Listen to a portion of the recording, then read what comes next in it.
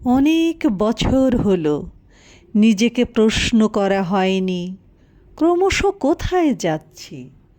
পিছনে কি ফেরা যায়? তাহলে পিছনে ফিরতাম। ফিরে এসে দেখতাম কতটা পথ হাঁটলে মানুষ নিঃসঙ্গ হয় না। যদি ভবিষ্যৎ হাতের মুঠোয় আটকে দিতে পারতাম, আমি জানতে চাইতাম কতটা পথ হাঁটলে ভালোবাসা নিজের হয়। আমি তোমার দ্রোহের আগুনে পুড়ে নীল হয়ে গেছি সেদিন, যেদিন তোমার স্বপ্নে আমার বসত ঘরে ঢুকেছিল মেঘলা আকাশ।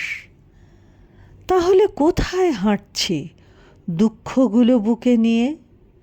50 পেরুলো, আরও কি 50-এর অপেক্ষায়?